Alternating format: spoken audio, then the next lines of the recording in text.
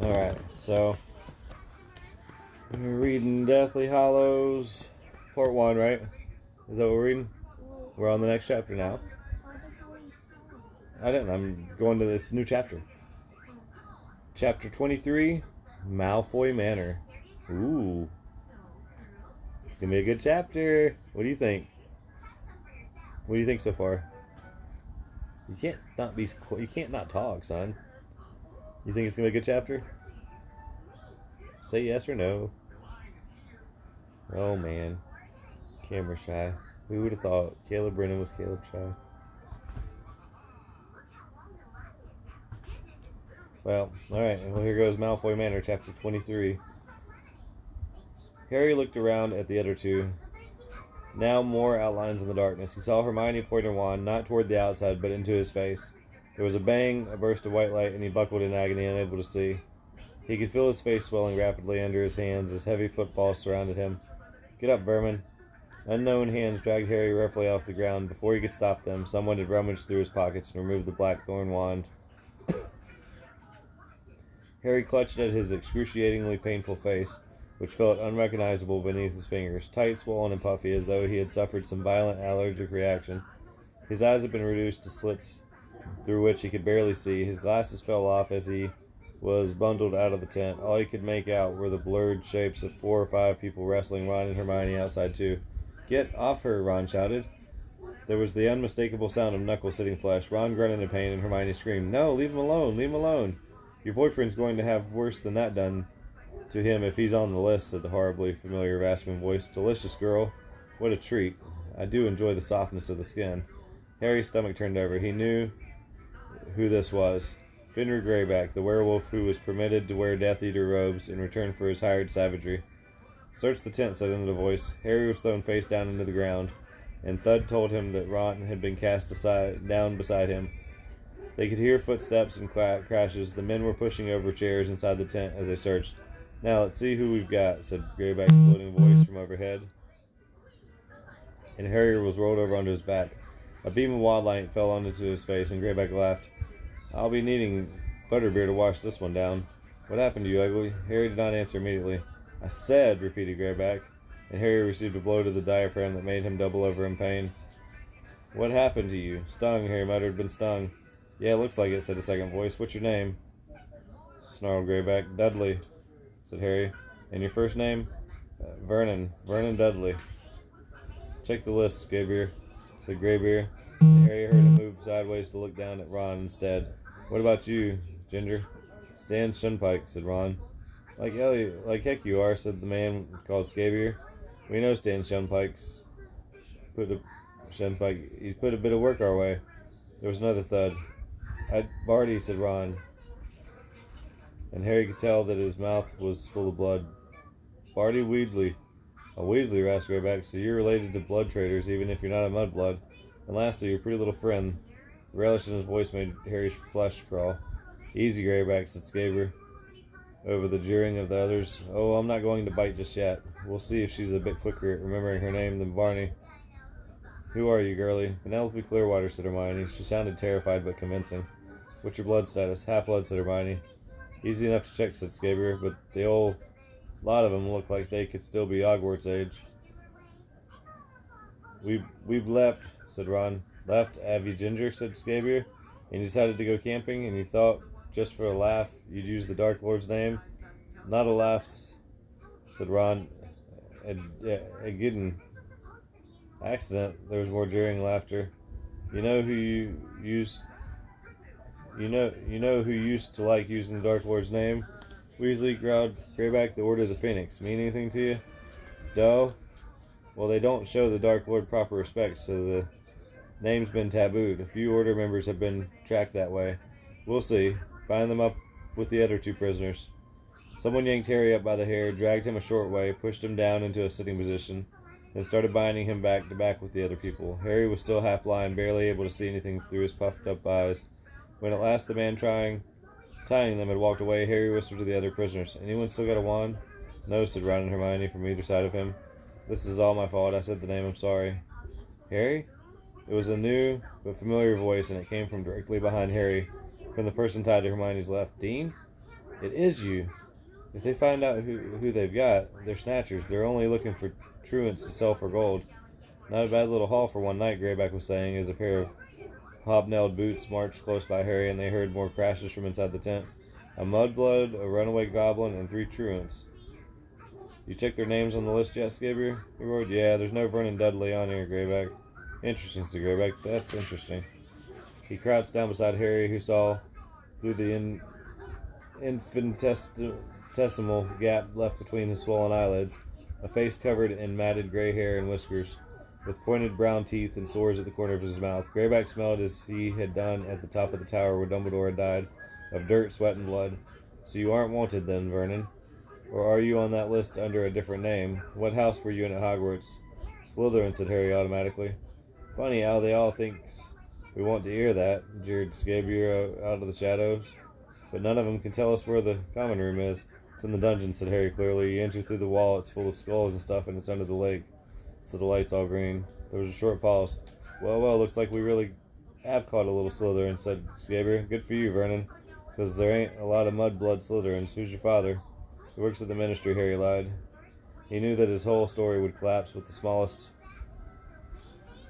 investigation, but on the other hand, he only had until his face regained its usual appearance before the game was up in any case. Department of Magical Accidents and Catastrophes. You know what, Greyback, Skibber? I think there is a Dudley in there. Harry could barely breathe. Could luck, sure luck, get them safely out of this? Well, said Greyback, and Harry could hear the tiniest note of trepidation in that callous voice. He knew the Greyback was wondering whether he had indeed just attacked and bound the son of a ministry official. Harry's heart was pounding against the ropes around his ribs. He would not have been surprised to know that Greyback could see it. If you're telling the truth, Ugly, you've got nothing to fear from a trip to the ministry. I expect your father will reward us just for picking you up. But, said Harry, his mouth bone dry, if you just let us... Hey, came a shout from back inside. Look at this, Greyback. A dark figure came bustling toward them, and Harry saw a glint of silver in the light of the wands. They had found Gryffindor's sword. Very nice, said Greyback appreciatively, taking it from his companions. Oh, very nice indeed. Luke's goblin made that. Where did you get something like this? It's my father's, Harry lied, hoping against hope that it was too dark for Greyback to see the name etched just below the hilt. We borrowed it to cut firewood. Hang on a minute, Greyback. Look, this. And the prophet.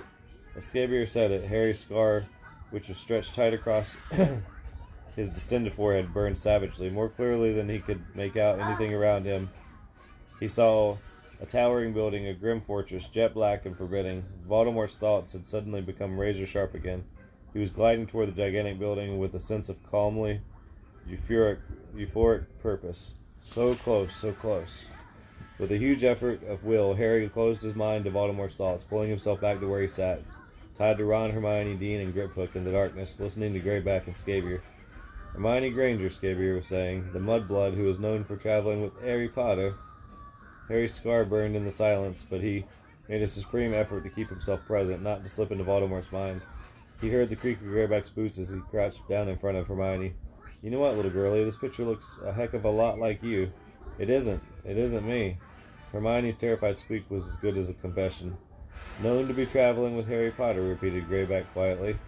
A stillness had settled over the scene. Harry's scar was exquisitely painful, but he struggled with all his strength against the pull of Voldemort's thoughts. It had never been so important to remain in his own right mind. Well, this changes things, doesn't it? Whispered Greyback. Nobody spoke. Harry sensed the gang of snatchers watching frozen and felt Hermione's arm trembling against his. Greyback got up and took a couple of steps to where Harry sat, crouching down again to stare closely at his misshapen features. What's that on your forehead, Vernon? He asked softly, his breath foul in Harry's nostrils as he pressed a filthy finger to the taunt scar. Don't touch it, Harry yelled. He could not stop himself. He thought he might be sick from the pain of it. I thought you wore glasses, Potter, breathed Greyback. I found glasses, yelped one of the snatchers skulking in the background. There was glasses in the tent. Greyback, wait. And seconds later, Harry's glasses had been rammed back onto his face. The snatchers were closing in, now peering at him. It is, rasped Greyback. We've caught Potter. They all took several steps backwards, stunned by what they had done. Harry, still fighting to remain present inside his own splitting head, could think of nothing to say. Fragmented visions. What? Nice. I like your hat, son. Fragmented visions were breaking across the surface of his mind. He was gliding around the high walls of the Black Fortress. No, he was Harry, tied up and wandless, in grave danger. Looking up to the topmost window, the highest tower, he was Harry, and they were discussing his fate in low voices. Time to fly. To the Ministry. To heck with the Ministry, growled Greyback. They'll take the credit and we won't get a look in. I say we take him straight to you-know-who. Will you summon him here? Said Scabier, sounding wild, terrified. No, snarled Greyback. I haven't got... They say he's using the Malfoy's place as a base. We'll take the boy there. Harry thought he knew why Greyback was not calling Voldemort. The werewolf might be allowed to wear Death Eater robes when they wanted to use him, but only Voldemort's inner circle were branded with the Dark Mark. Greyback had not been granted this highest honor.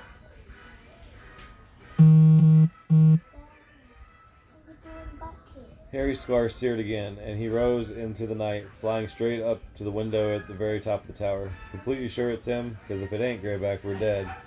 Who's in charge here, roared Greyback, covering his moment of inadequacy. I say that's Potter, and him plus his wand. That's 200,000 galleons right there. But if you're too gutless to come along, any of you, it's all for me, and with any luck, I'll get the girl thrown in. The window was the merest slit in the black rock, not big enough for a man to enter. A skeletal figure was just visible through it, curled beneath a blanket. Dead or sleeping? All right, said Scabier. All right, we're in. And what about the rest of them, Greyback? What do we do with them? Might as well take the lot. We've got 2 mudbloods, that's another 10 galleons. Give me the sword as well. If they're rubies, that's another small fortune right there. The prisoners were dragged to their feet. Harry could hear Hermione's breathing, fast and terrified.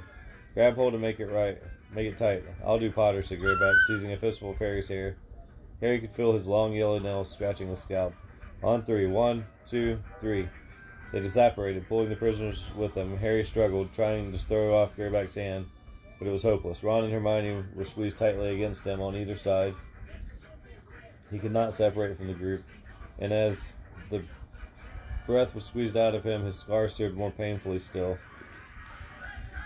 As he forced himself through the slit of a window like a snake and landed, lightly as vapor, inside the cell-like room, the prisoners lurched into one another as they landed in a country lane. Harry's eyes, still puffy, took a moment to acclimatize. Then he saw a pair of wrought iron gates at the foot of what looked like a long drive. He experienced the tiniest trickle of relief. The worst did not happen yet. Voldemort was not here.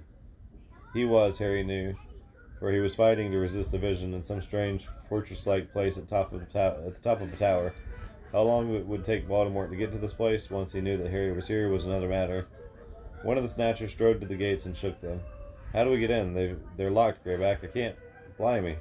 He whipped his hands away in fright. The iron was contorting, twisting itself out of the abstract furls and curls into a frightening face, which spoke in a clanging, echoing voice. State your purpose. We've got Potter, Greyback roared triumphantly. We've captured Harry Potter. The gates swung open. Come on, said Greyback to his men, and the prisoners were shunted through the gates and up the drive, between high hedges that muffled their footsteps. Harry saw a ghostly white shape above him, and realized it was an albino peacock. He stumbled and was dragged onto his feet by Greyback. Now he was staggering along sideways, tied back to the 4 other prisoners. Closing his puffy eyes, he allowed the pain in his scar to overcome him. For a moment, wanting to know what Voldemort was doing, whether he knew that Harry was caught. The emaciated figure stirred beneath its thin blanket and rolled over toward him, eyes opening in a skull of a face.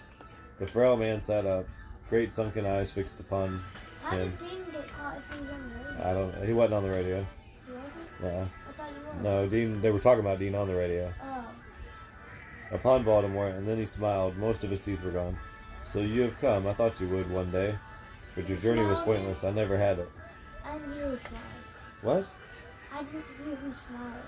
The guy that Voldemort's talking to. You lie. As Voldemort's anger throbbed inside him, Harry's scar threatened to burst with pain, and he wrenched his mind back to his own body, fighting to remain present as the prisoners were pushed over gravel. Light spilled out over all of them. What is this? Said a woman's cold voice. We're here to see he who must not be named, rasped Greyback. Who are you? You know me. There was a resentment to the werewolf's voice. Fenrir Greyback, we've caught Harry Potter. Greyback seized Harry and dragged him around to face the light, forcing the other prisoners to shuffle around too. I know he's swollen, ma'am, but it's him, piped up Scabier. If you look a bit closer, you'll see a scar. And this here, see the girl? The mudblood who's been traveling around with him, ma'am. There's no doubt it's him. And we've got his wand as well. Here, ma'am. Through his puffy eyelids, Harry saw Narcissa Malfoy scrutinizing his swollen face. Scabier thrust the blackthorn wand at her. She raised her eyebrows. Bring them in, she said. Harry and the others were shoved and kicked up broad stone steps into a hallway lined with portraits. Follow me, said Narcissa, leading the way across the hall. My son Draco is home for his Easter holidays. If that is Harry Potter, he will know. What? Narcissus a mudblood. The drawing room dazzled after the darkness outside. Even with his eyes almost closed, Harry could make out the wide proportions of the room. A crystal chandelier hung from the ceiling. More portraits against the dark purple walls. Two figures rose from chairs in front of an ornate marble fireplace as the prisoners were forced into the room by the Snatchers. What is this? The dreadfully familiar drawling voice of Lucius Malfoy fell on Harry's eyes. He was panicking now. He could see no way out, and it was easier, as his fear mounted, to block out Voldemort's thoughts, though his scar was still burning. They say they've got Potter, said Narcissus' cold voice. Draco, come here. Harry did not dare look directly at Draco, but saw him obliquely, a figure slightly taller than he was, rising from an armchair, his face a pale and pointed blur beneath white blonde hair. Greyback forced the prisoners to turn again, so as to place Harry directly beneath the chandelier. Well, boy, asked the werewolf. Harry was facing a mirror of the fireplace, a great gilded thing in an intricately gold frame. Through the slits of his eyes, he saw his own reflection for the first time since leaving Grimmauld Place. His face was huge, shiny and pink, every feature distorted by Hermione's jinx. His black hair reached his shoulders, and there was a dark shadow around his jaw. Had he not known that it was he who stood there, he would have wondered who was wearing his glasses. He resolved not to speak, for his voice was sure to give him away. Yet he still avoided eye contact with Draco as the latter approached. Well, Draco, said Lucius Malfoy. You son of Abbott, is it?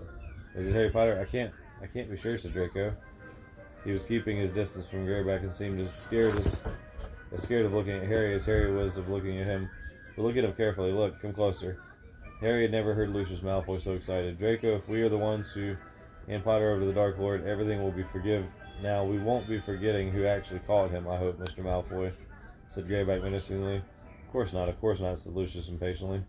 He approached Harry himself, came so close that Harry could see the usually languid pale face in sharp detail, even through his swollen eyes. With his face a puffy mask, Harry felt as though he was peering out from between the bars of a cage. What did you do to him? Lucius asked Greyback. How did he get into this state? That wasn't us. Looks more like a stinging jinx to me, said Lucius. His gray eyes raked Harry's forehead. There's something there, he whispered. It could be the scar. Stretched tight. Draco, come here. Look properly. What do you think? Harry saw Draco's face up close now, right beside his father's. They were extraordinarily alike, except that while his father looked beside himself with excitement, Draco's expression was full of reluctance, even fear. I don't know, he said, and he walked away toward the fireplace where his mother stood watching. We had better be certain, Lucius, Narcissa called to her husband in her cold, clear voice, completely sure that it is Potter, before we summon the Dark Lord. They say this is his. She was looking closely at the blackthorn wand, but it does not resemble Ollivander's description. If we are mistaken, call the Dark Lord here for nothing. Remember what he did to Raoul and Dullahoff. What about the mudblood then, growled Greyback. Harry was nearly thrown off his feet as the Snatchers forced the prisoners to swivel around again, so that the light fell on Hermione instead. Wait, said Narcissa sharply. Yes, she was in Madame Malkin's with Potter. I saw her picture in the Prophet. Look, Draco, isn't it the Granger girl? Maybe, yeah. But then what's the Weasley boy? That's the Weasley boy, shouted Lucius, striding around the bound prisoners to face Ron. It's them, Potter's friends. Draco, look at him. Isn't it Arthur Weasley's son? What's his name? Yeah, said Draco again, his back to the prisoner. It could be. The drawing room door opened behind Harry. A woman spoke. What are you doing over there? I know who it is. Hold on. and the sound of the voice wound Harry's fear to an even higher pitch. What is this? What's happened, sissy? Bellatrix Lestrange walked slowly around the prisoners and stopped on Harry's right, staring at Hermione through her heavily lidded eyes. But surely, she said quietly, this is the Mudblood girl? This is Granger? Yes, it's Granger, cried Lucius, and beside her, we think, Potter. Potter and his friends caught at last. Potter, shrieked Bellatrix, and she backed away, the banner taking Harry. Are you sure? Well, then the Dark Lord must be informed at once. She dragged back her left sleeve. Harry saw the dark mark burned into the flesh of her arm, and knew that she was about to touch it, to summon her blood master. I was about to call him, said Lucius, and his hand actually closed upon Bellatrix's wrist, preventing her from touching the mark. I shall summon him, Bella. Potter has been brought to my house, and it is therefore upon my authority. Your authority, she sneered, attempting to wrench his hand from his grasp. You lost your authority when you lost your wand, Lucius. How dare you? Get up there on the bed, properly. Goofball. How dare you? Take your hands off me. This has nothing to do with you. You did not capture the boy. Begging your pardon, Mr. Malfoy, interjected Greyback. But it's us that caught Potter, and it's us that'll be claiming the gold. Gold, laughed Bellatrix, still attempting to throw off her brother-in-law, her free hand groping in her pocket for her wand. Take your gold, filthy scavenger. What do you want with gold? I seek only the honor of She stopped struggling, her dark eyes fixed upon something Harry could not see. Jubilant at her capitulation, Lucius threw her hand from him and ripped up his own sleeve. Stop, shrieked Bellatrix. Do not touch it. We shall all perish if the Dark Lord comes down. Lucius froze, his index finger hovering over his own mark. Bellatrix strode out of Harry's limited line of vision. What is that he heard her say? Sword, grunted an out-of-sight snatcher. Give it to me. It's not yourn, missus. It's mine. I reckon I found it. There was a bang and a flash of red light. Harry knew that the snatcher had been stunned.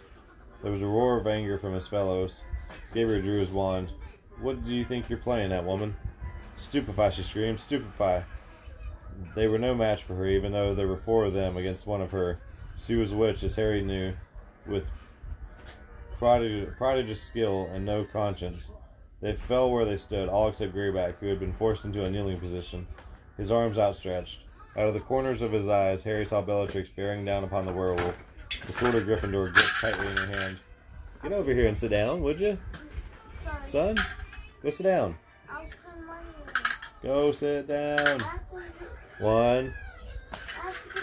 You need to get in your bed. Bubba, it's bedtime. We're reading. Goofball.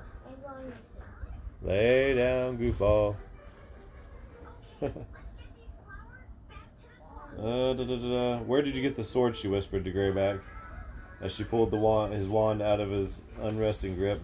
How dare you? He snarled, his mouth the only thing that could move as he was forced to gaze up at her. He bared his pointed teeth. Release me, woman. Where did you find the sword? She repeated, brandishing it in his face. Snape sent it to my vault in Gringotts. It was in their tent, rasped Greyback. Release me, I say. She waved her wand, and the werewolf sprang to his feet, but appeared too weary to approach her. He prowled behind an armchair, his filthy curved nails clutching its back. Draco, move the scum outside, said Bellatrix, indicating the unconscious men. If you haven't got the guts to finish them, then leave them in the courtyard for me. Don't you dare speak to Draco like, said Narcissa furiously. But Bellatrix screamed, Be quiet, the situation is graver than you can possibly imagine, sissy. We have a very serious problem. She stood, panting slightly, looking down at the sword, examining its hilt. Then she turned to look at the silent prisoners. If it is indeed Potter, he must not be harmed, she muttered, more to herself than the others. The Dark Lord wishes to dispose of Potter himself. But he finds out, I must know. She turned back to her sister again. The prisoners must be placed in the cellar, whilst I think what to do. This is my house, Bella. You don't give orders in mine. Do it. You have no idea of the danger we are in, shrieked Bellatrix. She looked frightening, mad. A thin stream of fire issued from her wand and burned a hole in the carpet. Narcissa hesitated for a minute, then addressed the werewolf. Take these prisoners down to the cellar, Greyback. Wait, said Bellatrix sharply. All except for the mudblood. Greyback gave a grunt of pleasure. No, shouted Ron. You can have me. Keep me. Bellatrix hit him across the face. The blow echoed around the room. If she dies under questioning, I'll take you next, she said. Blood traitor is next to mudblood in my book. Take them downstairs, Greyback, and make sure they are secure, but do nothing more to them yet. She threw Greyback's wand back to him, then took a short silver knife from under her robes. She cut Hermione free from the other prisoners, then dragged her by the hair into the middle of the room, while Greyback forced the rest of them to shuffle across to another door in a dark passageway, his wand held out in front of him, projecting an invisible and irresistible force. Reckon she'll let me have a bit of the girl when she's finished with her? Greyback crooned as he forced it along the corridor. I'd say I'll get a bite or two, wouldn't you, Ginger? Oh, I gotta take a sip of my drink real quick. Oh. Ah. Is the video still? No, it's still going. I just gotta get us my drink before the throat's getting dry. That sounds good. I'm gonna go drink a my drink. Alright. Harry could feel Ron shaking. They were forced down a steep flight of stairs, still tied back to back and in danger of slipping and breaking their necks at any moment. At the bottom was a heavy door. Greyback unlocked it with a tap of his wand and forced them into a dank and musty room and left them in total darkness. The echoing bang of the slammed cellar door had not died away before there was a terrible drawn-out scream from directly above them. Hermione, Ron bellowed, and he started to writhe and struggle against the ropes, tying them together so that Harry staggered. Hermione! Be quiet, said Harry. Shut up, Ron. We need to work out a way. Hermione! We need a plan. Stop yelling. We need to get these ropes off. Harry, came a whisper through the darkness. Ron, is that you?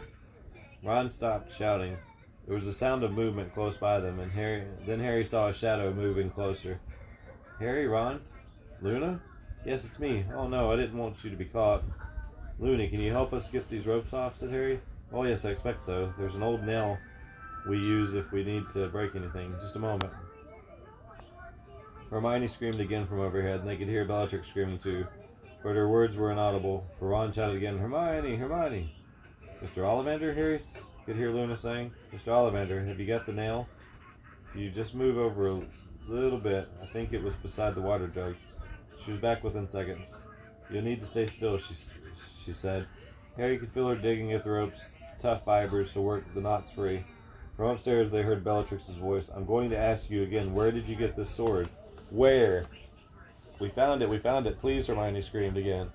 Ron struggled harder than ever, and the rusty nail slipped onto Harry's wrist.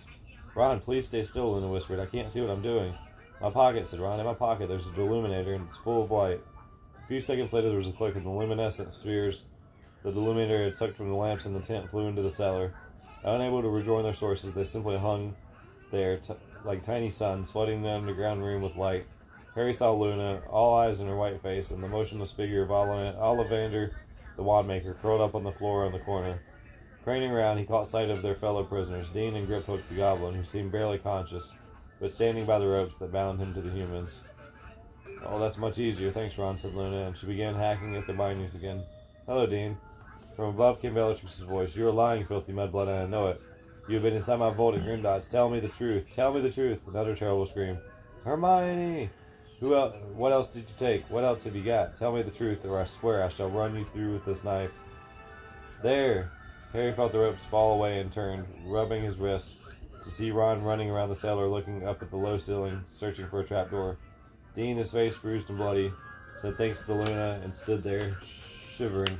But Griphook sank onto the cellar floor, looking groggy and disoriented. Many welts across his swarthy face. Ron was now trying to disapparate without a wand. There's no way out, Ron said Luna, watching his fruitless efforts. The cellar is completely escape-proof. I tried it first. Mr. Ollivander has been here for a long time. He tried everything. Hermione was screaming again. The sound went through Harry like physical pain. Barely conscious of the fierce prickling of his scar, he too started to run around the cellar, filling the walls for he hardly knew what. What are you doing over there? What else did you take? What else? Answer me. Crucio. Hermione's scream echoed off the walls upstairs. Ron was half sobbing as he pounded the walls with his fist, and Harry, in utter desperation, seized Hagrid's pouch from around his neck and groped inside it. He pulled out Dumbledore's snitch and took it, hoping for he did not know what. Nothing happened. He waved the broken halves of the Phoenix wand. but they were lifeless. The mirror fragment fell sparkling to the floor, and he saw a gleam of brightest blue. Dumbledore's eye was gazing at him of the mirror. "Help us," he yelled at it in mad desperation. "We're in the cellar of Malfoy Manor. Help us." The eye blinked and was gone. Harry was not even sure that it had really been there. He tilted the shard of mirror this way and that, and saw nothing reflected there but the walls and ceiling of their prison. And upstairs, Hermione was screaming worse than ever, and next to him, Ron was bellowing, "Hermione, Hermione!" "How did you get into my vault?" they heard Bellatrix scream. "Did that dirty little goblin in the cellar help you?" "We only met him tonight," Hermione sobbed. "We've never been inside your vault. It isn't the real sword. It's a copy, just a copy." "A copy," screeched Bellatrix. "Oh, a likely story. But we can't find out easily." "We can find out easily," came Lucius's voice. "Draco, fetch the goblin. He can tell us whether the sword is real or not." Harry dashed across the cellar to where Griphook was huddled on the floor. "Griphook," he whispered to the goblin's pointed ear, "you must tell them that the sword's a fake. They mustn't know it's the real one. Griphook, please." He could hear someone scuttling down the cellar steps. Next moment, Draco's shaking voice spoke from behind the door. "Stand back, line up against the back wall. Don't try anything or I'll kill you." They did as they were bidden. As the lock turned, Rodden clicked the illuminator and the lights whisked back into his pocket, restoring the cellar's darkness. The door flew open. Malfoy marched inside, wand held out in front of him, pale and determined.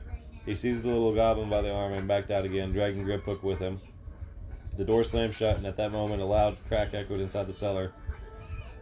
Ron clicked the illuminator. 3 balls of light flew back into the air from his pocket, revealing Dobby the house elf, who had just apparated into their midst. Harry hit Ron on the arm to stop him shouting, and Ron looked terrified at his mistake. Footsteps crossed the ceiling overhead. Draco marched and Griphook to Bellatrix. Dobby's enormous tennis ball-shaped eyes were wide. He was trembling from his feet to the tip of his ears. He was back in the home of his old masters, and it was clear that he was petrified. "Harry Potter," he squeaked in the tiniest quiver of a voice, "Dobby has come to rescue you." "But how did you..." "Huh? It's okay, But how did you..." An awful scream drowned Harry's words. Hermione was being tortured again. He cut to the essentials. "You can disapparate out of the cellar?" he asked Dobby, who nodded, his ears flapping. "And you can take humans with you?" Dobby nodded again.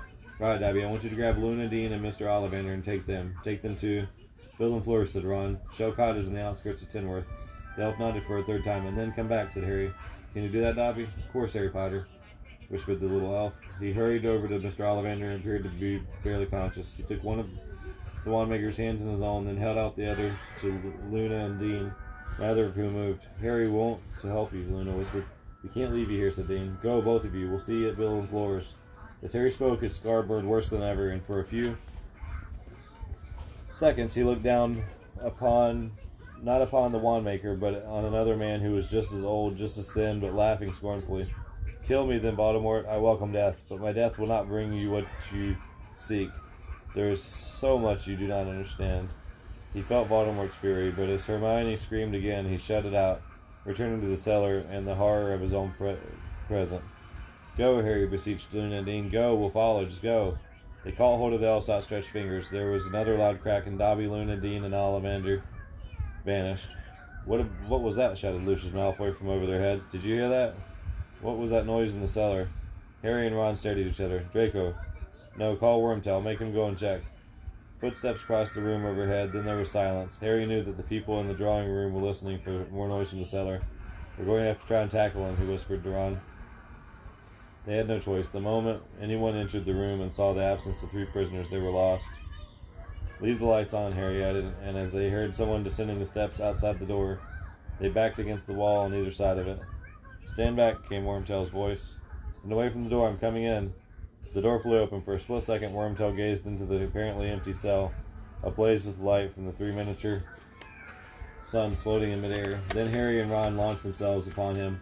Ron seized Wormtail's wand arm and forced it upward. Harry slapped a hand to his mouth, muffling his voice. Silently they struggled. Wormtail's wand emitted sparks. His silver hand closed around Harry's throat.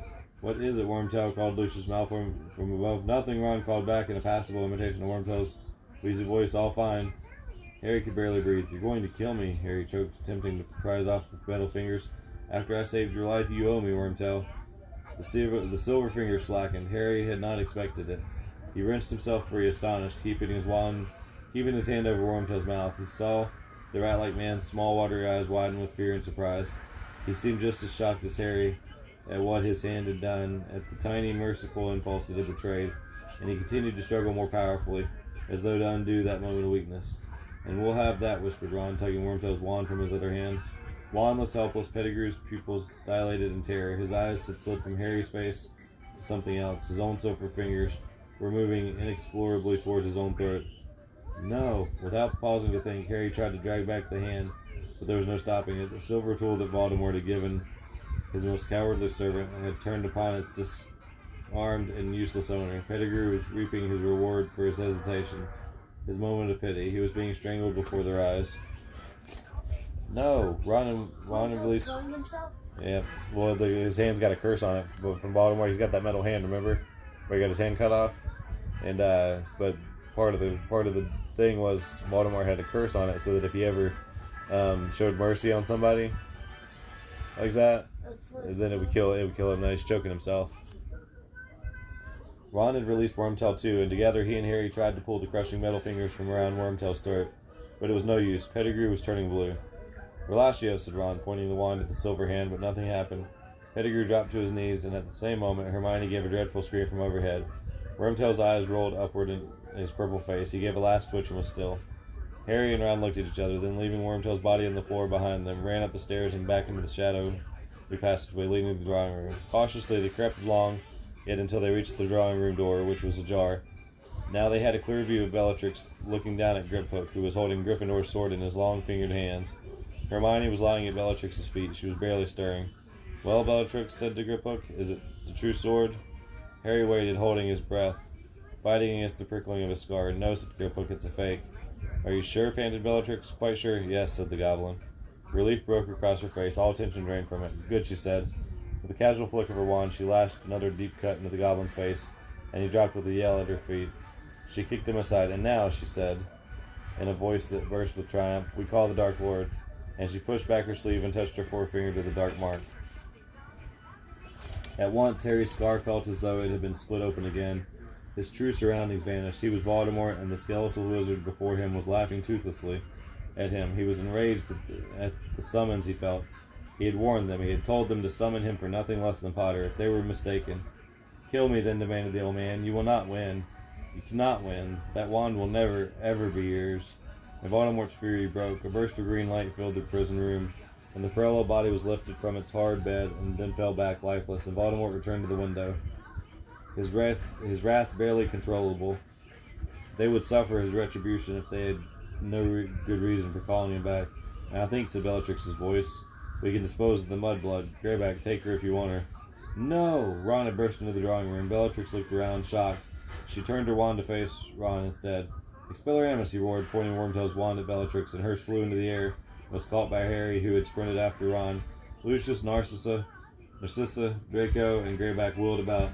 Harry yelled, "Stupefy!" and Lucius Malfoy collapsed onto their hearth. Jets of light flew from Draco's, Narcissa's, and Greyback's wands. Harry threw himself to the floor, rolling behind the sofa to avoid them. "Stop her, she dies!" Panting, Harry peered around the edge of the sofa. Bellatrix was supporting Hermione, who seemed to be unconscious, and was holding her short silver knife to Hermione's throat. "Drop your wand," she whispered. How come if you cut a person's throat, they die? "What?" How come if you cut a person's throat? "Because they'll bleed to death, buddy. That's why you don't ever want to do that, you know? "Drop your wand," she whispered. "Drop them, or we'll see exactly how filthy your blood is." Ron stood rigid, clutching Wormtail's wand. Harry straightened up, still holding Bellatrix's. "I said drop them," she screeched, pressing the blade in Hermione's throat. Harry saw beads of blood appear there. "All right," he shouted, and he dropped Bellatrix's wand onto the floor at his feet.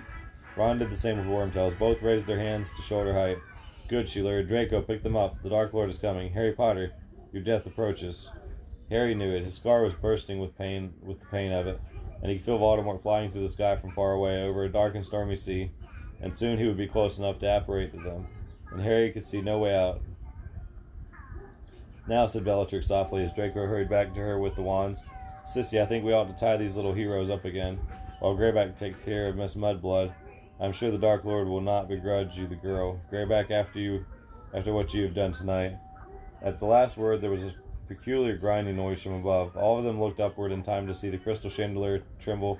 Then, with a creak and an ominous jingling, it began to fall. Bellatrix was directly beneath it. Dropping Hermione, she threw herself aside with a scream. The chandelier crashed to the floor, an explosion of crystal and chains, falling on top of Hermione and the goblin, who still clutched the sword of Gryffindor.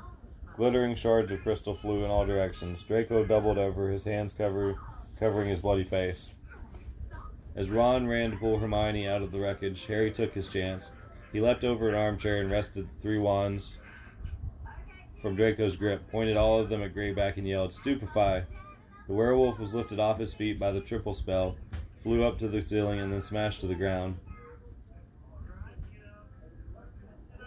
As Narcissa dragged Draco out of the way of further harm, Bellatrix sprang to her feet, her hair flying as she brandished the silver knife, but Narcissa had directed her wand at the doorway.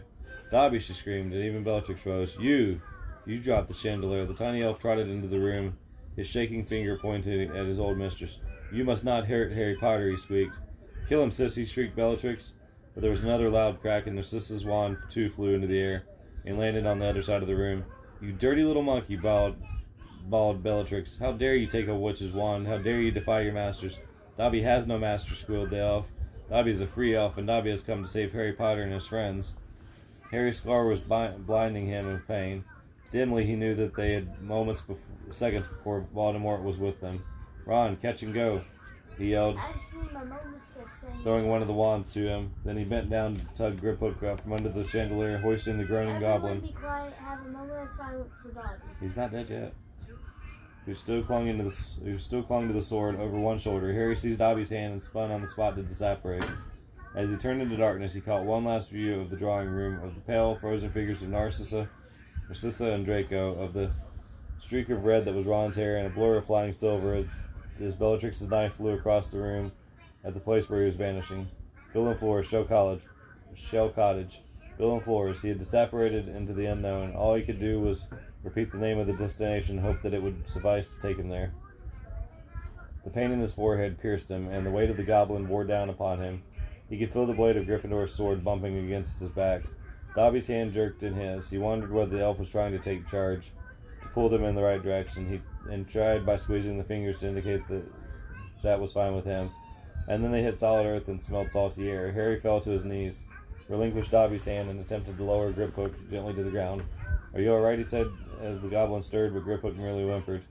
Harry squinted around through the darkness. There seemed to be a cottage a short way away, under the wide starry sky, and he thought he saw movement outside it. "Dobby, is this Shell Cottage?" he whispered, clutching the 2 wands he had brought from the Malfoys, ready to fight if he needed to. "Have we come to the right place?" "Dobby," he looked around. The little elf stood feet from him. "Dobby!" The elf swayed slightly, stars reflected in his wide, shiny eyes. Together, he and Harry looked down at the silver hilt of the knife protruding from the elf's heaving chest. "Dobby, no, help!" Harry bellowed toward the cottage, toward the people moving there. "Help!" He did not know or care whether they were wizards or muggles, friends or foes. All he cared about was that a dark stain was spreading across Dobby's front, and that he had stretched out his thin arms to Harry with a look of supplication. Harry caught him and laid him sideways on the cool grass. "Dobby, no, don't die, don't die." The elf's eyes found him, and his lips trembled with the effort to form words. "Harry Potter." Are you listening, Caleb? And then with a little shudder, the elf became quite still, and his eyes were nothing more than great glassy orbs sprinkled with light from the stars they could not see. Alright, that's the end of chapter 23. Let's have a moment of silence for Dobby. Alright. Say goodnight. Say deuces. Say deuces. Do this. Douche. Caleb out.